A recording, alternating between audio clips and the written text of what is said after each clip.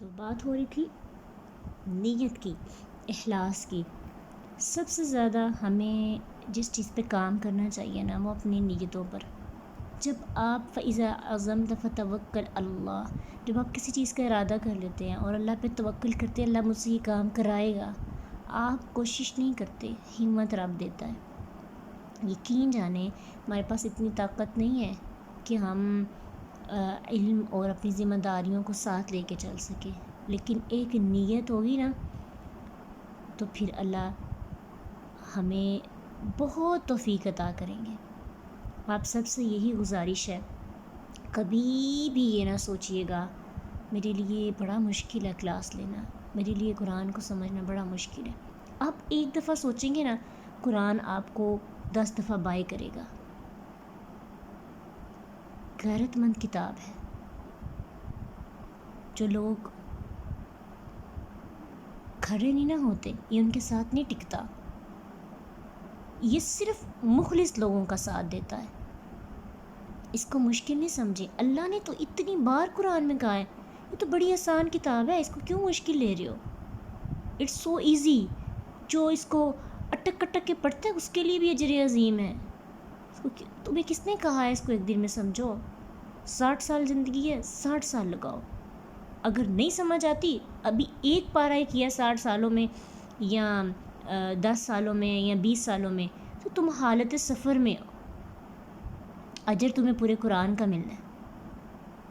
یہ دنیا کا معاملہ نہیں ہے کہ جہاں پہ لوگ ہماری تھیلے کو دیکھیں گے کہ اس نے اندر پیسے کتنے ڈالے ہیں، کتنے شاپر ہیں۔ یہاں پہ چھوٹے سے پیکٹ میں بم جس طرح ایک بام جو ہوتا ہے نا وہ پورے ماحول کو چینج کر دیتا ہے، اس سے بھی زیادہ پاور ہوتی ہے اس کے اندر، ایک چھوٹے سے پیکٹ میں۔ وہ پیکٹ ہے اخلاص۔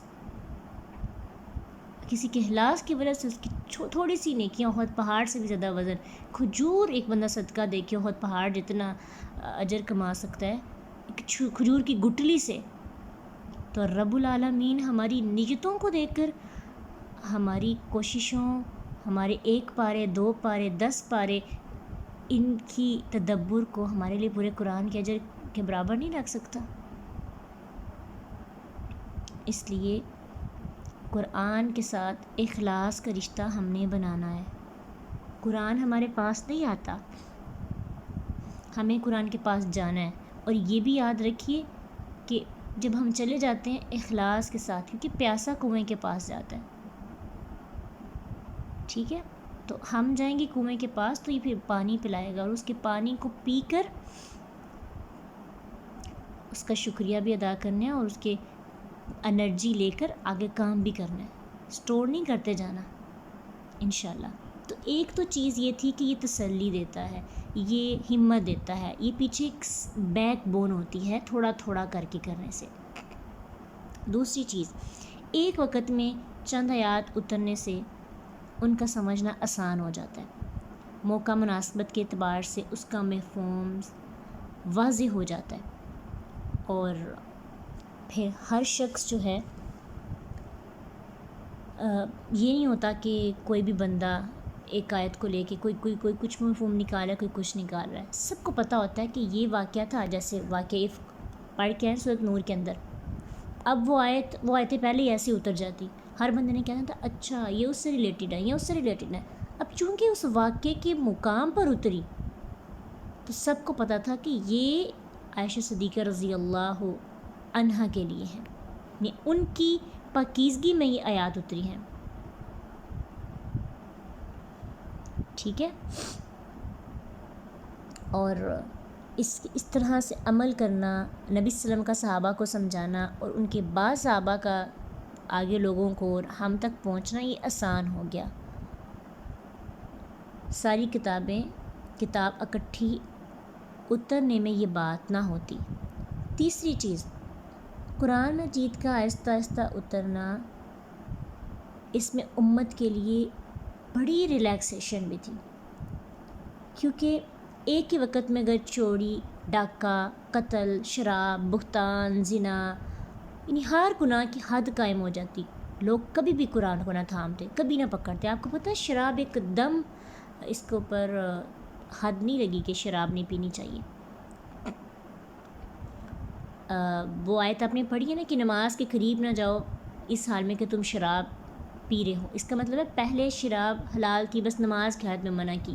پھر آہستہ آہستہ آہستہ جب وہ حکم آیا، اللہ سبحانہ تعالیٰ نے جب آرڈر کیا شراب نہیں پینی کرنی، تو لوگوں نے اپنے گھروں میں سے ساری شرابیں جو انہوں نے اتنی محنت سے یا پیسوں سے خریدی یا بنائی ہوئی تھی ساری بہا دی. اگر شروع میں یہ حکم ملتا، ان کے دل میں اتنی ہمت نہیں تھی کہ وہ اتنا زیادہ اپنا نقصان کریں یا اپنی خواہش کو جلدی سے اللہ کی راہ پہ قربان کر دیں. اللہ سبحانہ تعالیٰ نے بڑی پلاننگ، بڑی حکمت سے آہستہ آہستہ چیزیں واضح کی، بیان کی، آہستہ آہستہ حکم دیا. تو اگر شروع میں سب کچھ اکٹھا آ جاتا تو لوگ جلدی سے. اب یہ بھی ہوتا ہے نا، کبھی کبھی کوئی ایسا ہم لیکچر اٹینڈ کر لیتے ہیں، بڑی چیزیں اس میں بتائی جاتی ہیں، یہاں تو ہمیں بھول جاتی ہیں، تو یہاں ہم کہتے ہیں کس پر عمل کریں پہلے، یہ بھی ہے، یہ بھی ہے، یہ بھی ہے. اس لیے بھی قرآن کو سمجھنا آسان ہے کہ اگر ہم ایک دن میں ایک ٹاپک پہ بات کریں نا، وہ ٹاپک اچھا سمجھ بھی آتا ہے، اس پہ عمل بھی ہو جاتا ہے. ٹھیک ہے، تو الحمدللہ اللہ تعالیٰ ہمیں مزید توفیق دے کہ ہم ایسے ہی قرآن کو آہستہ آہستہ کر کے سیکھیں. مقصد کیا ہو؟ ڈگری نہ ہو. جی ایک میڈیسن ہے، تو میڈیسن کی طرح اس کو اکٹھا پورا پیکٹ نہیں کھا سکتے.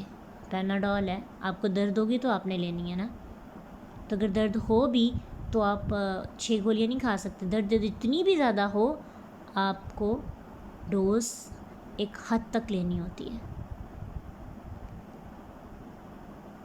پھر اسی طرح چوتھی چیز کہ کچھ قرآن کے اندر ایسی آیات بھی نازل ہوئیں جو ایک مدت کے لیے تھی، بعد میں وہ منسوخ بھی ہو گئی.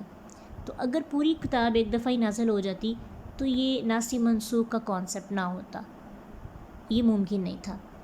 پانچویں چیز، لوگوں کے سوالات کے حل اس میں تھے، کفار کے اعتراضات کے جواب تھے. بار بار آیات نازل ہوتی تھی، لوگ جو سوال پوچھتے تھے اللہ کے نبی کے پاس، اللہ کے رسول صلی اللہ علیہ وسلم کو اس کا نہیں علم ہوتا تھا جب تک وحی نہیں آتی تھی. وما ینطق عن الہویٰ ان هو الا وحی یوحیٰ.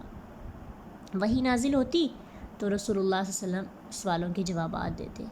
اور پھر اسی طرح اعتراضات کرتے تھے نا مشرکین، یہود و نصارہ، تو اللہ کے رسول صلی اللہ علیہ وسلم کو ان کا جواب کیسے دیا جاتا؟ وحی کے ذریعے. تو ایک دفعہ پہ نازل ہو جاتی تو یہ سب نہ ہوتا.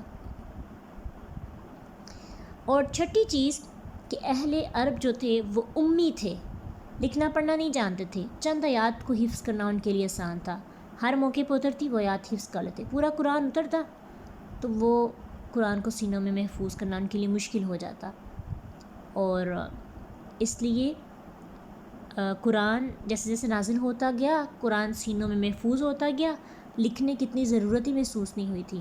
لکھی ہوئی پوری کتاب کو مسلسل یاد کرنا، جیسے ہمارے بچوں کو آپ حفظ کے لیے کرتے ہیں تو بڑی سست سے ہو جاتے ہیں کہ ان کو پیچھے سے پریشر بھی ہوتا ہے 4 ماہ میں ختم کرنا، فلاں کے بچے نے 1 سال میں کیا تو ہمارے 2 سال ہو گئے. یہ تو اچھی بات ہے. اور ایک ٹپ ہے، اگر آپ لوگ، میرا پرسنل میری ایک رائے ہے کہ بچوں کو حفظ کیسے کرانا چاہیے. بچوں کو حفظ جو ہے تھوڑا تھوڑا کر کے، یعنی اس طرح سے کروایا جائے کہ بچے قرآن کو اپنے پر بوجھ نہ سمجھیں، متنفر نہ ہو جائیں. آپ حفاظ کو دیکھ لیں، حفظ کرنے کے بعد پڑھتے ہی نہیں ہیں قرآن، اور ان کے اندر وہ تڑپ ہی نہیں ہوتی. کوئی 100 میں سے کوئی 2-3 ہوں گے جو قرآن کو اس طرح سے پڑھتے ہیں سرور کے ساتھ، محبت کے ساتھ، کہ آنکھوں سے آنسو بہ رہے ہوتے ہیں اور سمجھ آ رہی ہوتی ہے. حفظ کرنے کا ایک طریقہ یہ ہے کہ بہتر یہ ہے کہ بچوں کو بچپن میں حفظ کی بجائے، اگر جب وہ شعور کی عمر میں قدم رکھتے ہیں، جب وہ انڈرسٹینڈ کرنے لگتے ہیں چیزوں کو، باتوں کو، جب آیات ان پر ایسے اترتی ہیں جیسے وحی نازل ہوتی ہے، جیسے تب حفظ کریں ود ٹرانسلیشن، کہ ایک ایک آیت وہ پڑھیں تو ان کو پتہ ہو کہ وہ کیا پڑھیں ہیں. چاہے وہ 2 پارے کر لیں، چاہے وہ 3 پارے کر لیں، لیکن قرآن کو اس طرح سے یاد کیا جائے جیسے صحابہ کرام رضی اللہ عنہم کیا کرتے تھے.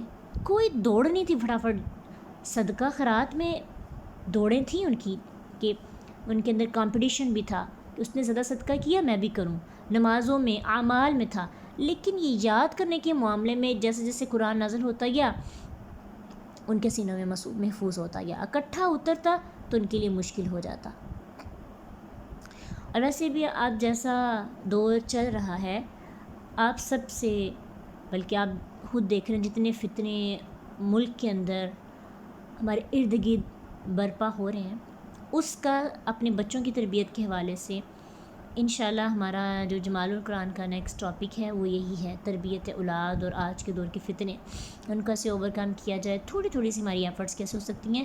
اس میں ایک چیز یہ بھی یاد رکھیں کہ ماں باپ پہ اب فرض ہے کہ اپنے بچوں کو خود قرآن کی تعلیم دیں، تفسیر کی بھی، کیونکہ بچہ اس طرح کی جو کلاسز آپ لے رہے ہیں نا آن لائن میں، بہت جلدی بیزار ہو جاتا ہے، مشکل ہوتا ہے۔ آپ سیکھیں، ماؤں کے لیے سیکھنا بہت ضروری ہے اگر آپ اپنے بچوں کے فیوچر کو سیکیور کرنا چاہتے ہیں۔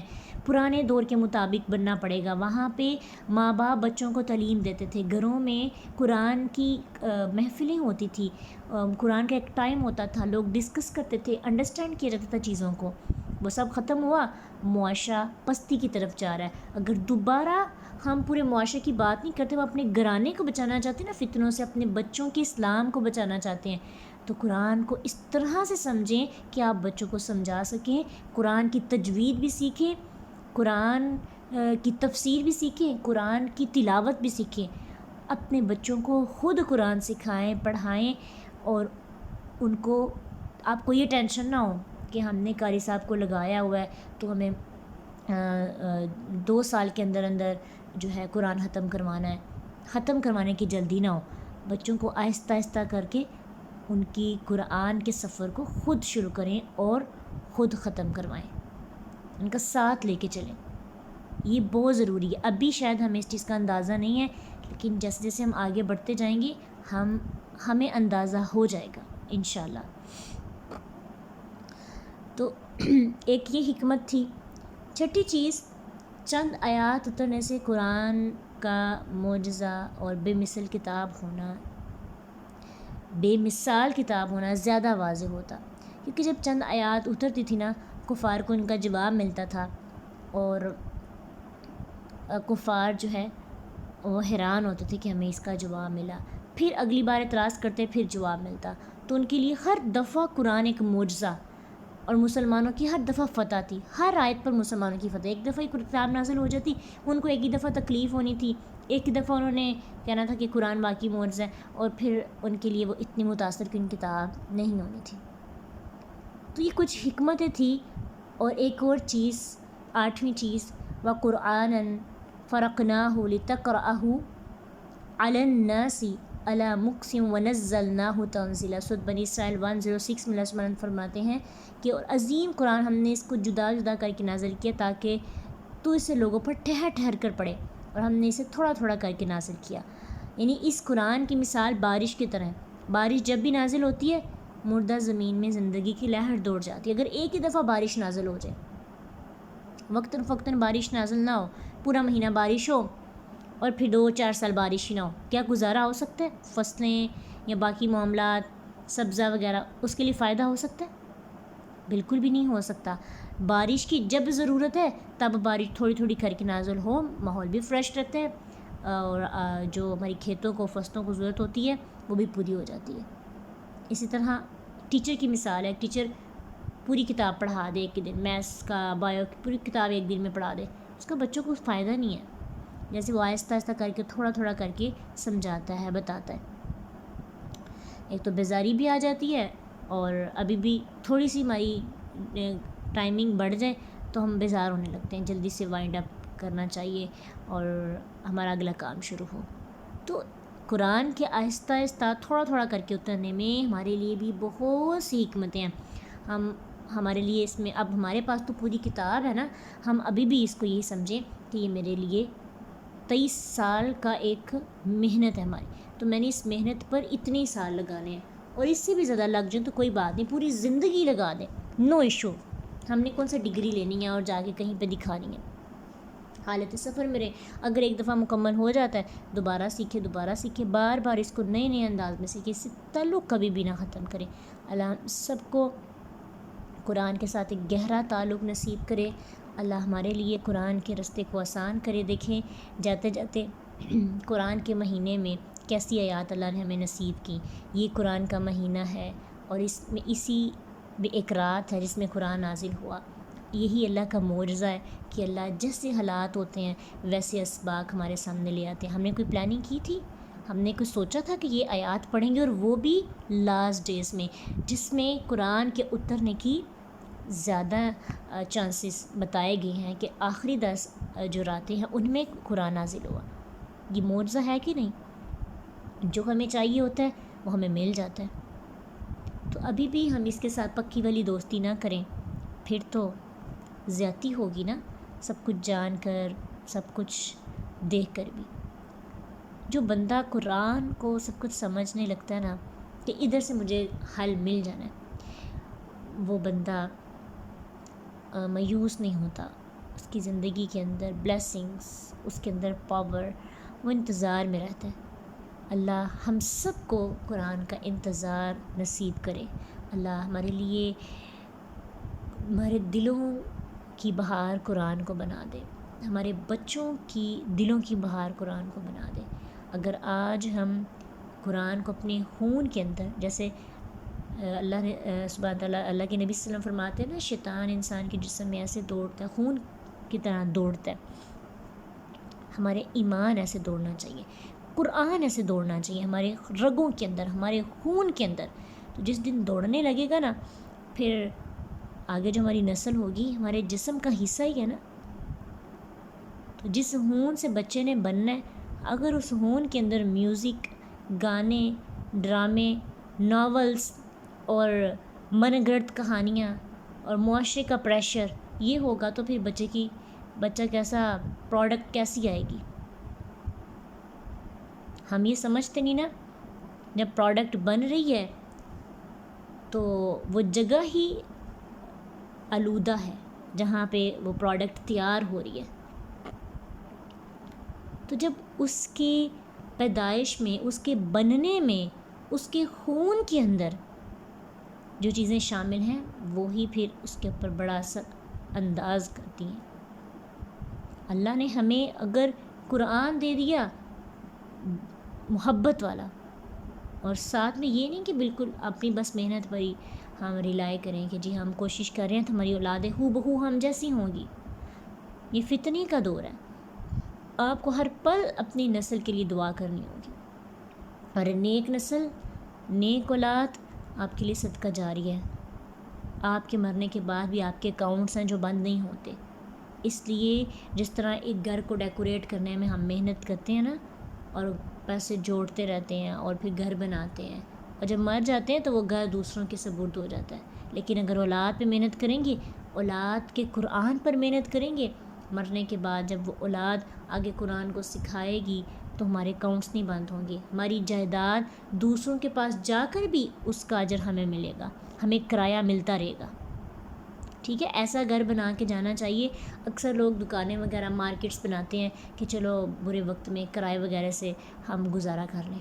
ہم نے کبھی سوچا کہ قبر میں بھی ہمیں کرایہ ملنا چاہیے, رینٹ آنا چاہیے, کہ ہم تو مر جائیں, ہم کوشش محنت کرنے کے قابل نہیں ہیں, ہمارا سافٹ ویئر ڈیلیٹ ہو گیا ہے, ہمارا سافٹ ویئر دوسری دنیا میں چلا گیا, وہاں پہ ہم کچھ بھی نہیں کر سکتے, ہماری باڈی میں سے سافٹ ویئر نکال لیا گیا ہے. تو پھر ہمیں کچھ آنا چاہیے, کچھ نہ کچھ جائیداد, کوئی مکان, کوئی سسٹم ایسا ہو. تو اولاد جو ہے, جب بھی آپ کے ذہن میں اولاد کی بات آئے تو بس ایک چیز ذہن میں رکھیں کہ یہ میرا کرائے کا مکان ہے, کہ جو مرنے کے بعد بھی مجھے اس کا رینٹ ملتا رہے گا.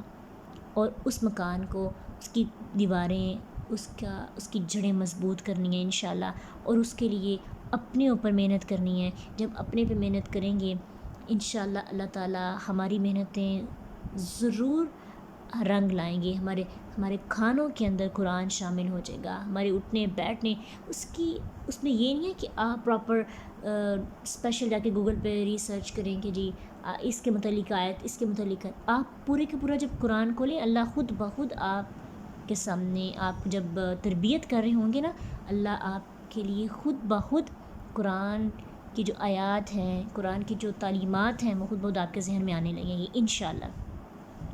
اللہ تعالیٰ بس ہمیں توفیق عطا کرے انشاءاللہ انشاءاللہ۔ اللہ ہم سے راضی ہو جائے اور ہمیں ہمت، طاقت، جذبہ، قوت عطا کرے۔ وآخر دعوانا ان الحمد للہ رب العالمین۔ سبحانک اللہم و بحمدک، نشہد ان لا الہ الا انت، نستغفرک و نتوب الیک۔ السلام علیکم ورحمۃ اللہ وبرکاتہ۔